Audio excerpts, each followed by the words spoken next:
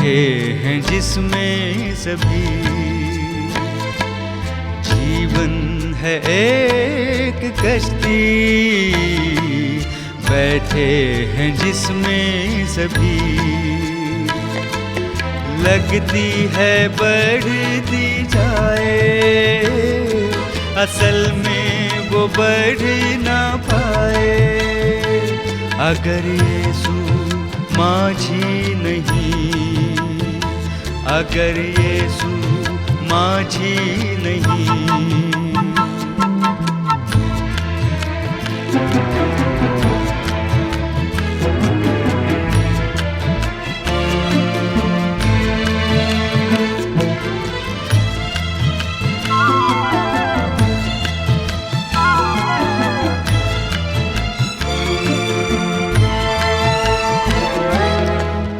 चाल आए तूफान आए, घबराए दिल ये मेरा। चाल आए तूफान आए, घबराए दिल ये मेरा। यीशु बनेगा तेरा सहारा, आज़मा ले तू उसको जरा, आज़मा ले तू उसको जरा। जीवन है एक कश्ती, बैठे हैं जिसमें सभी। लगती है बढ़ती जाए, असल में वो बढ़ ना पाए। अगर यीशु माझी नहीं, अगर यीशु माझी नहीं।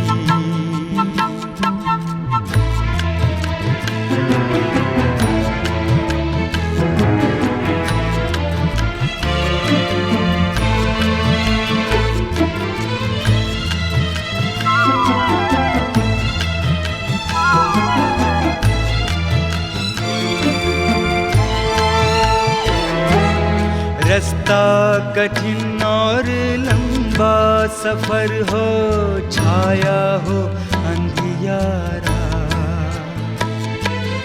रास्ता कठिन और लंबा सफर हो, छाया हो अंधियारा।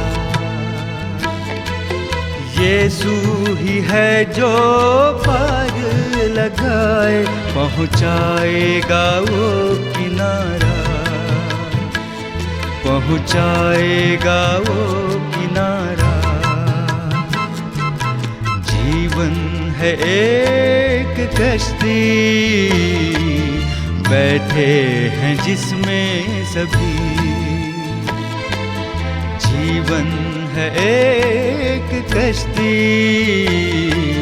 बैठे हैं जिसमें सभी। भाई बहनों, स्वागत है आप सबका इस विशेष कार्यक्रम में, जिसका नाम है परमेश्वर के गुण, परमेश्वर की अच्छाइयाँ, परमेश्वर की खूबियाँ। ये बहुत ज़रूरी है कि हम जानें, हम सीखें कि हमारा परमेश्वर कैसा है, उसके अंदर कौन कौन सी अच्छाइयाँ हैं। इन बातों को जानने के बाद, समझने के बाद हमारे जीवन बदलते हैं, हमारा व्यवहार बदलता है, हमारी सोच बदलती है। जब हम जान जाते हैं हमारा मित्र कैसा है, हमारा पड़ोसी कैसा है, क्या वो विश्वास योग्य है, क्या वो भरोसे के लायक है, क्या वो ऐसा मनुष्य है जो दयालु है, जो प्रेमी है, जो करुणा से भरा हुआ है, तो हम निश्चिंत हो जाते हैं और हमें बड़ा सुकून मिलता है कि हमारा मित्र या हमारा पड़ोसी अच्छा है। ठीक उसी प्रकार से, बल्कि इससे भी अधिक, जब आप ये जान जाएंगे कि आपका परमेश्वर कितना महान है, कैसा है, उसके गुण कैसे हैं, तो इससे आपके जीवन में एक बड़ा बदलाव आएगा, आपके सोच में बदलाव आएगा, आपके विश्वास में बढ़ोतरी होगी और आप इस दुनिया में एक तारे के मानिंद, एक दीपक के मानिंद, एक गवाह के मानंद आप चमकने पाएंगे, क्योंकि परमेश्वर को जानने से ही एक बड़ा बदलाव आता है। यीशु मसीह ने कहा कि अनंत जीवन ये है कि वो तुझ सच्चे परमेश्वर को और जिसे तूने भेजा है उसे जाने। जी हाँ, परमेश्वर को जानना ही अनंत जीवन है। परमेश्वर को जाने बिना कौन उसको स्वीकार करेगा, कौन उस पर भरोसा करेगा, कौन उसकी आज्ञाओं का पालन करेगा। इसलिए ये आवश्यक है और इस श्रृंखला से आप सबको आशीष मिलेगी, मैं ऐसी उम्मीद करता हूँ। आपके साथ एक घटना, इस कहानी को मैं बांटना चाहता हूँ।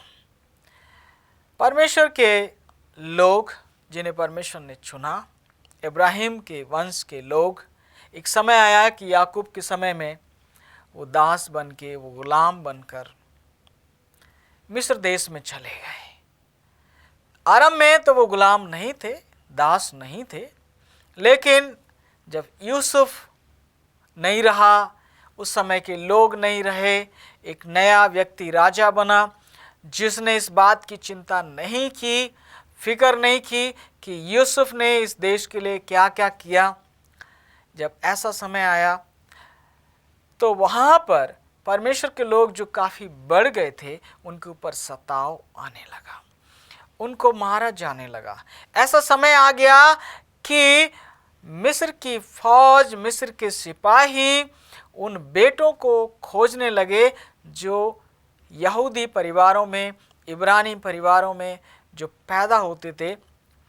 जब बच्चे रोते थे तो देखा जाता था, अगर बेटा है तो उसको मार डाला जाता था, उनसे दिन रात काम लिया जाता था। ऐसे में परमेश्वर ने अपने आप को एक व्यक्ति के ऊपर प्रकट किया। हम जानते हैं उसका नाम मूसा था। मूसा जो अपनी जान को बचाकर मिस्र से भागा था, मिदान देश में जो अपने ससुर की भेड़ें चराता था। परमेश्वर ने उससे बातचीत की और उससे कहा कि मूसा, मैंने अपनी प्रजा के दुखों को देखा है, मैंने उनकी कराहट को सुना है, मैंने उनके आंसुओं को देखा है।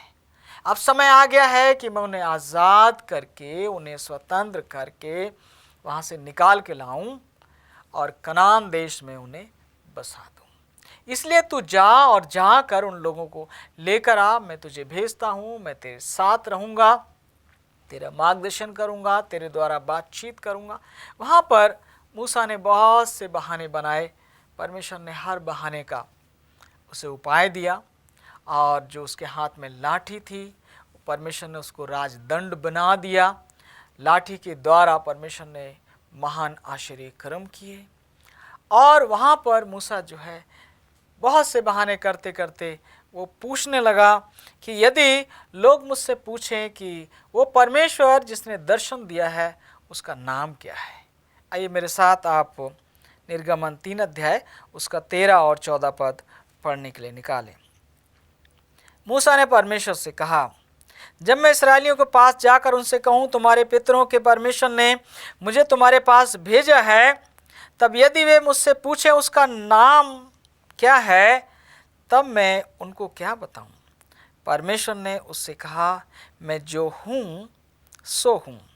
फिर उसने कहा, तो इस्राएलियों से कहना जिसका नाम मैं हूँ है, उसी ने मुझे तुम्हारे पास भेजा है। यहाँ पर परमेश्वर अपना नाम बता रहे हैं। उसका नाम है मैं हूँ। मैं हूँ अर्थात हमेशा हमेशा बने रहने वाला परमेश्वर। जी हाँ, आपका परमेश्वर सनातन परमेश्वर है। ऐसा परमेश्वर है जो ना कभी पैदा हुआ और ना कभी मरेगा। आपका परमेश्वर ऐसा परमेश्वर है, उससे पहले कोई और परमेश्वर ना हुआ, ना उसके साथ कोई और परमेश्वर है और ना उसके बाद कोई और परमेश्वर होगा। जी हाँ, सनातन काल का परमेश्वर आपका और मेरा परमेश्वर है। ऐसा परमेश्वर जो हमेशा तक बना रहता। वो कहता मैं हूँ।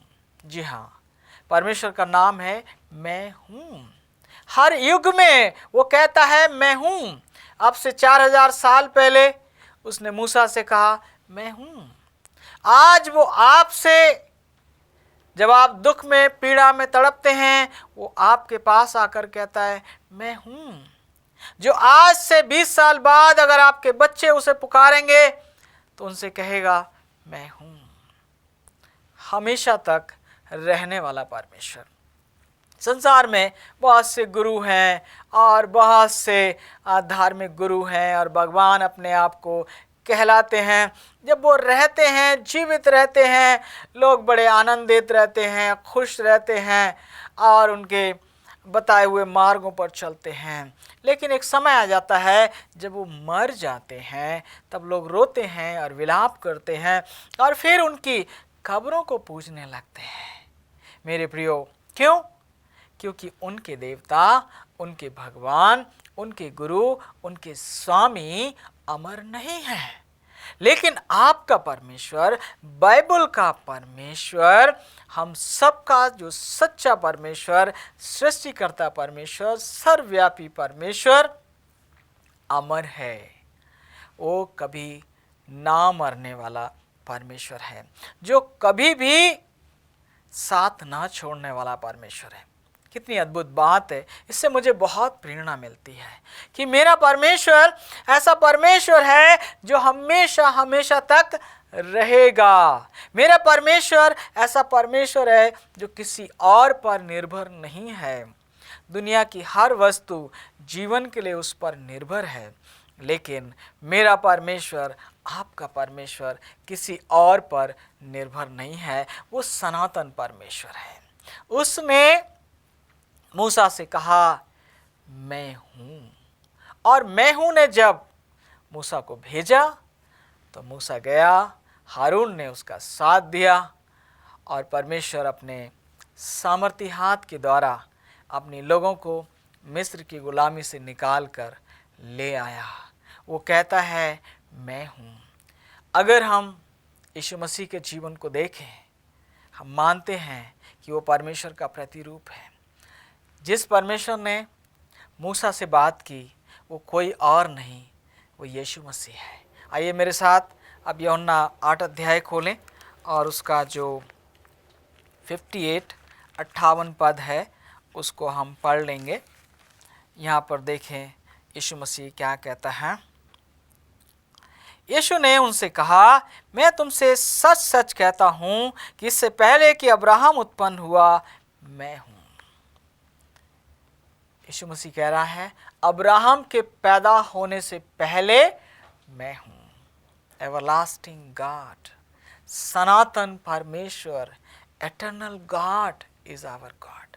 हमारा परमेश्वर सनातन काल का परमेश्वर है। वो कहता है मैं आरंभ से हूँ, मैं अंत तक रहूँगा। उसके वर्षों का कोई अंत नहीं है।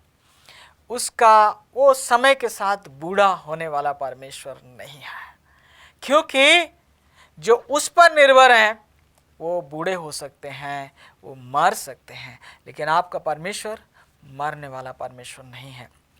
वो इस जीवन में आपके साथ है, और अगर आप उसमें रहते हुए मर भी जाएं तो भी वो आपके साथ रहेगा, आपको संभालेगा, आपकी देखभाल करेगा। आप उस पर भरोसा कर सकते हैं।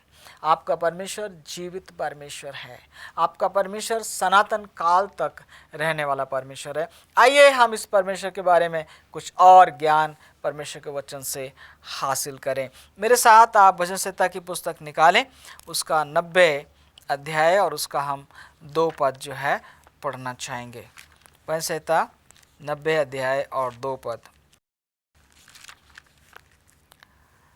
लिखा है, इससे पहले कि पहाड़ उत्पन्न हुए या तूने पृथ्वी और जगत की रचना की, वरन अनादिकाल से अंतकाल तक तू ही परमेश्वर है। अनादिकाल से अंतकाल तक तू ही परमेश्वर है।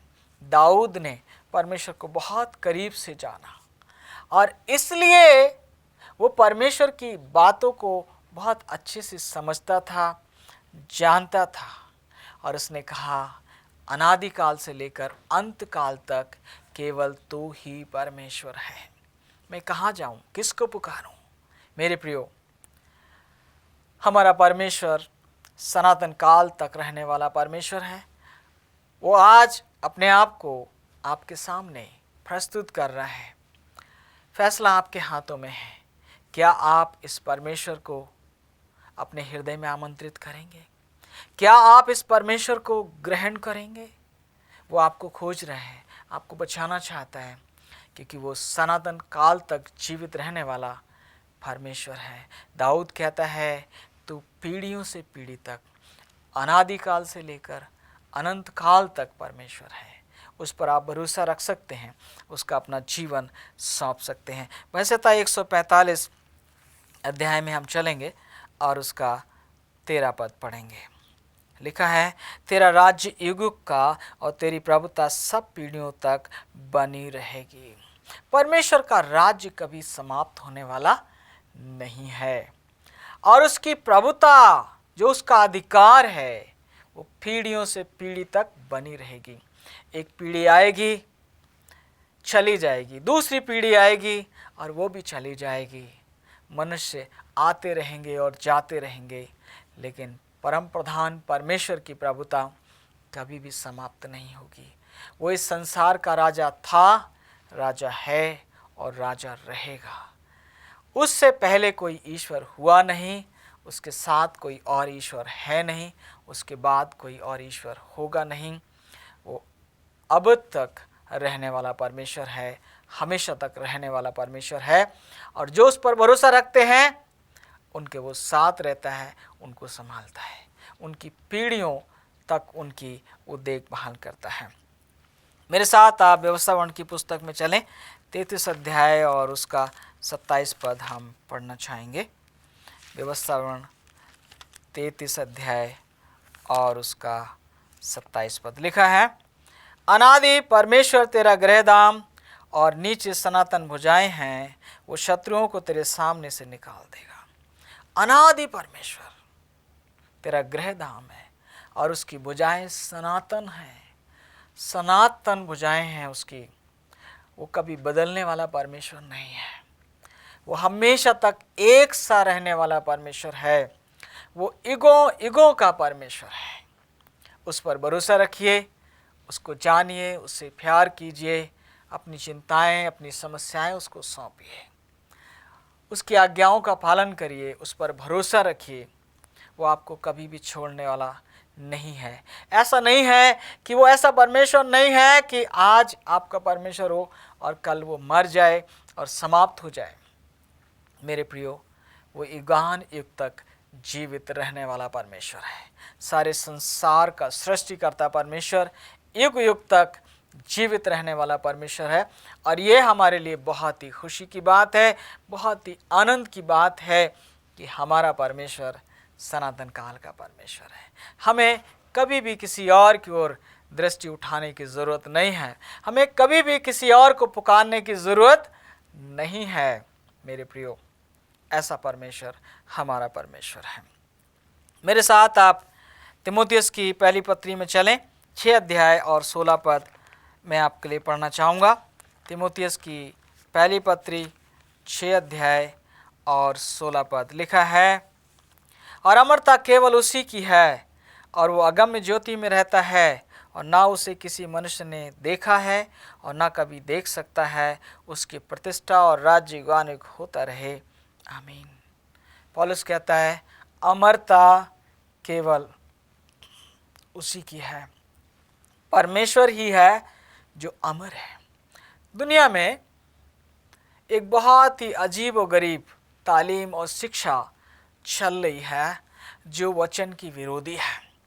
लोग ये सोचते हैं और मानते हैं कि इंसान मरने के बाद भी नहीं मरता है, इसलिए तो मरे हुए लोगों की पूजा होती है।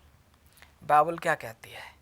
अमरता केवल उसी की है, परमेश्वर के अलावा कोई और अमर नहीं है। तो जब लोग मरते हैं तो वो मिट जाते हैं, वो सो जाते हैं। जब विश्वासी गण मरते हैं, प्रभु पर विश्वास रखने वाले लोग मरते हैं, तो कहा जाता है कि वो सो गए और वो जी उठेंगे। लेकिन जब दुष्ट मरते हैं तो वो मर जाते हैं और उनका भी पुनरुत्थान न्याय के दिन होगा। मेरे प्रियो, बाइबल कहती है अमरता केवल और केवल उसी की है। जी हाँ, जो लोग मर गए उनकी आराधना करने की आपको आवश्यकता नहीं है, क्योंकि वो मर गए और समाप्त हो गए हैं। लेकिन बाइबल का परमेश्वर, सच्चा परमेश्वर, सृष्टिकर्ता परमेश्वर, जीवित परमेश्वर है। वो आपके साथ था, साथ है और साथ रहेगा अगर आप उसका हाथ पकड़ेंगे, अगर आप उस पर भरोसा रखेंगे, अगर आप उसके वचन को जानेंगे, मानेंगे, विश्वास करेंगे, उसके अनुसार चलेंगे, तो ये परमेश्वर जो सनातन काल का परमेश्वर है आपके साथ रहेगा और आपको आशीष देगा और आपको संभालेगा, और स्वर्ग के राज्य में जब समय आएगा तो आपको वो लेकर जाएगा। हमने यहाँ पर पढ़ा है कि अमरता केवल उसी की है। जो अमर है नहीं है उसको क्यों पुकारते हैं? जो मरने वाला है, जो मिटने वाली चीज़ें हैं, उनकी आराधना करना, उनकी वंदना करना, उन पर भरोसा करना व्यर्थ और बेकार है। लेकिन परमेश्वर की आराधना करें जो अमर है, परमेश्वर पर भरोसा रखें जो सनातन काल का है, उसकी आज्ञाओं का पालन करें, क्योंकि वो सबसे बड़ा है और सबसे महान है, हमेशा तक रहने वाला परमेश्वर है। मेरे साथ आप यशायाह नबी की पुस्तक में चलें, उसका 43 अध्याय का 10 और 11 पद जो है हम पढ़ना चाहेंगे। यशायाह 43 अध्याय और उसका 10 और 11 पद लिखा है, यहोवा की वाणी है, तुम मेरे साक्षी हो और मेरे दास हो, जिन्हें मैंने इसलिए चुना है कि समझकर मेरी प्रतीति करो और ये जान लो कि मैं वही हूँ। मुझसे पहले कोई परमेश्वर ना हुआ और ना मेरे बाद कोई होगा। मैं ही यहोवा हूँ और मुझे छोड़ कोई उद्धार करता नहीं। बाइबल बता रही है कि परमेश्वर चुनौती दे रहा है कि मुझसे पहले कोई ईश्वर नहीं हुआ और मेरे बाद भी कोई और नहीं होगा। परमेश्वर कितनी स्पष्ट तरीके से मुझे और आपको बता रहा है कि वो सनातन काल तक रहने वाला परमेश्वर है, कोई और परमेश्वर नहीं है, एक ही है। और अगर एक ही है तो हम कितनी गंभीरता से उसके पीछे चलें। ये बहुत ही आवश्यक बात है कि जब एक ही है, हजारों नहीं है, उसको खोजें और जब वो मिल जाए, हमने सीखा है कि वो परमेश्वर कौन सा है, वो सृष्टिकर्ता परमेश्वर है। तो सृष्टिकर्ता परमेश्वर सनातन काल का परमेश्वर है, वो यहोवा है, उससे पहले कोई ना हुआ और ना उसके बाद कोई होगा। उस पर भरोसा रखिए, उस पर विश्वास रखिए, उसकी आराधना करिए, उसका हाथ थामे रखिए, क्योंकि वो सबसे बड़ा और सर्वोच्च और सनातन काल का परमेश्वर है। मेरे प्रियो, ये परमेश्वर आज मुझे और आपको आह्वान करता है। हमें जानना है, सोचना है, समझना है कि इस सनातन काल तक रहने वाले परमेश्वर के साथ हमारा रिश्ता कैसा है। दुनिया में अगर हम देखें, किसी से हमारी दुश्मनी भी हो जाए तो हम सोचते हैं एक दिन वो चला जाएगा, ख़त्म हो जाएगा, लेकिन ये परमेश्वर तो हमेशा तक रहेगा। तो इससे दुश्मनी लेना अच्छी बात ना होगी, बल्कि उसको हम अपना जीवन समर्पित कर दें, उसकी आज्ञाओं का पालन करें, उस पर भरोसा रखें, उससे प्यार करें, उसके साथ साथ चलें, क्योंकि वो सनातन काल का परमेश्वर है। मैं एक आयत और आपके लिए पढ़ना चाहता हूँ, प्रकाशित वाक्य उसका 1 अध्याय और 18 पद। जी हाँ, प्रकाशित वाक्य 1 अध्याय और 18 पद में लिखा है, मैं मर गया था और अब देख मैं युगानुयुग जीवित हूँ और मृत्यु और अधोलोक की कुंजियाँ मेरे ही पास हैं। यीशु मसीह कह रहा है कि मैं मर गया था लेकिन मैं अब जीवित हूँ। आपका प्रभु जीवित है और मृत्यु और अधोलोक की कुंजियाँ उसी के पास हैं। वो हर एक को जो उसमें रहते हुए मर जाता है वो आज़ाद करने के लिए सामर्थी है। योग्य है। आपका परमेश्वर सनातन काल का परमेश्वर है, हमेशा तक रहने वाला परमेश्वर है। क्यों ना हम अपना जीवन उसे अर्पित कर दें, उससे प्यार करें, उसकी आज्ञाओं का पालन करें, सबसे बढ़कर उसी का आदर करें, सबसे बढ़कर उसी को प्रसन्न करने की कोशिश करें। दुनिया में हम कितने लोगों को खुश करने की कोशिश करते हैं मेरे प्रियो, लेकिन समय आ गया है, आज के बाद, इस घड़ी के बाद हमारे हृदय में सर्वोच्च स्थान हमारे परमेश्वर को होना चाहिए। हमारे हृदय में सर्वोच्च स्थान हमारे परमेश्वर को मिलना चाहिए। परमेश्वर करे कि संदेश से आप सब प्रोत्साहित हों और आपको आशीष मिले। आइए हम प्रार्थना मांगेंगे। करुणामयी प्रभु, मैं धन्यवाद देता हूँ इस अच्छे समय के लिए जो आपने दिया कि आपके इन बेटे और बेटियों के साथ आपके सुसमाचार को बांटा गया और इस बात को जानने और समझने का प्रयास किया गया कि तू हमारा सनातन परमेश्वर है। मेरी प्रार्थना है प्यारे प्रभु, इन लोगों को आशीषित करें और इनकी मदद करें कि ये आपको सर्वोच्च आदर और मान दे सकें और पिता आपकी महिमा का ये कारण बन सकें। आप इनके जीवन में आएँ, इनके काम में, इनके व्यवसाय में, इनके बच्चों में, इनके बुज़ुर्गों में, इनके जवानों में आपकी आशीष और आपके अनुग्रह की देखभाल पाई जाए और पिता ये आपके राज्य में पाए जाए। पिता इनके घरों में बीमारी परेशानी अगर परेशानियां हैं तो आप उनका निदान करें, उपाय करें और इन्हें स्वर्गीय राज्य के लिए तैयार करें। इनकी मदद करें कि आपके साथ चल सकें, आपको सर्वोच्च आदर और मान दे सकें। धन्यवाद के साथ इस विनती को आपके बेटे और अपने मंजी मसीह यीशु के नाम से मांगते हैं, आमीन आमीन। भाई बहनों, अगर आप चाहते हैं आपके लिए प्रार्थना की जाए, कुछ साहित्य संदेश भेजा जाए तो हमारे दिए गए पते पर संपर्क करें। आपकी सेवा करके हमें खुशी होगी। प्रभु आप सबको आशीष दें।